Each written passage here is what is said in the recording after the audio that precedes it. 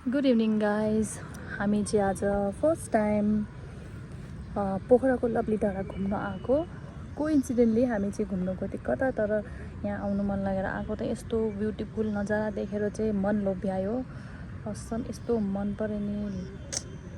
मान्छेले पोखरालाई स्वर्ग हो भन्छ नि, मतलब स्वर्ग नै हो कि आफू बस्ने ठाउँबाट यस्तो राम्रो नजारा पोखरालाई देख्न पाउँदा कस्तो मन खुस हुन्छ। तर यहाँको मलाई एउटा चिज मन परेन। हेर्नुहोस् न, घुम्ने ठाउँ भन्छ यति फोहोर गरेछ। हेर्नुहोस् त, यस्तो फोहोर खाएर यसरी फाल्ने। हेर्नुहोस् न, अरे कमसेकम घुम्न आऊ, खाएको जिनिसहरू आफूले बोकेर लैजाऊ, घरतिर गएर फाल। यो त यस्तो राम्रो जग्गालाई यस्तो फोहोरहरू फालेर बहुत नराम्रो। यो बहुत एकदम भने नि वातावरणलाई गन्दा गरेको कि मैले। हेर्नुहोस् न कति फोहोर चाहिँ। सो सबै चिज राम्रो, यो चाहिँ नराम्रो। त्यही भएर कृपया साथीहरू, तपाईँहरू घुम्न आएपछि हाम्रो राम्रो सुन्दर पोखरालाई फोहोर नबनाऊ होला। खाएको जिनिसहरू, प्लास्टिकहरू, कागजहरू, बोतलहरू आफूसँगै लगेर जानुहोस्, आफ्नो घर गएर फाल्नुहोस्।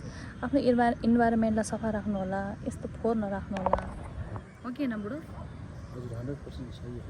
आफ्नो वातावरणलाई सही राखेको सबै स्वस्थ हुन्छ। हो कि होइन?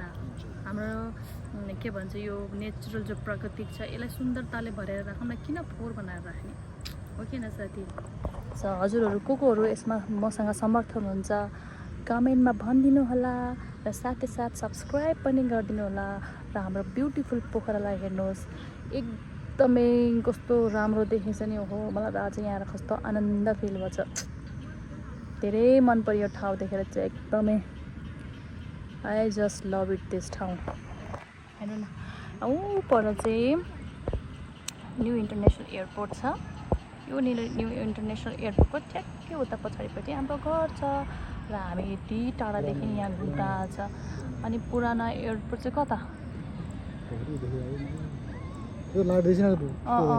तर कहाँ त्यस्तो देख्दैन नि त यहाँ क्यामेरामा। पुराना इन्टरनेसनल एयरपोर्ट त्यता छ, अनि न्यू इन्टरनेसनल एयरपोर्ट चाहिँ यो हो ट्याक्क लाएर है। हेर्नुहोस् न, ओहो, मान्छेले घर बनाउनु सकेको है। यहाँ कति घर छ होला भन्नु छ साथीहरू। त्यही पनि मान्छेहरू पोखरा आएपछि हराउँछ भन्ने कारण यही हो कि। हामी यत्रो 6 वर्ष भयो, हामी अहिले पनि कति कन्फ्युज हुन्छु, कता गइसक्यो, कहाँबाट निस्किने होला भन्ने सोचिन्छ कि।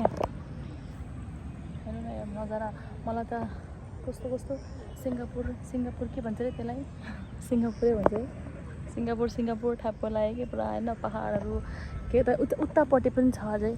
तपाईँहरू त आइसकेको होला। हामी चाहिँ फर्स्ट टाइम भएर एकदम रमाइलो लागेछ। अनि ऊ त्यो चाहिँ के को टावर होला बुढा?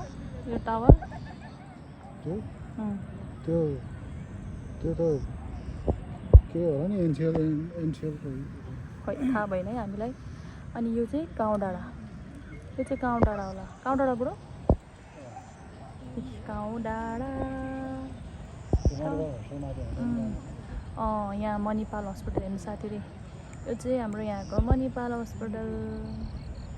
यो चाहिँ काउँ डाँडा त धेरैचोटि आइसकेको छ हो, तर लभली डाँडा चाहिँ first time.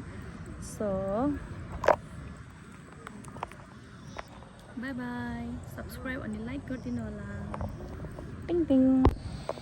Beautiful Pokhara, beautiful भन्दा नि अति ब्युटिफुल कि। म स्पिचलेस कसम होला। हाम्रो पोखरा त पोखरा नै हो कि। कस्तो नि यस्तो सुन्दर नजारा हेर्न पाइने। बसी है, कहीँ जानै नपर्ने, बसी। उहाँ हेर्न, काउँ डाँडा टल्किरहेछ। यहाँ बाटोमा गाडी झल्किरहेछ, गाडी घोडा हिँडिरहेछ। हामी अहिले त्यही बाटो जानुपर्छ घर। उता इन्टरनेसनल एयरपोर्ट, प्लेन भएको हेरौँ भनेको, खै आइपुगेन प्लेन पनि। So beautiful.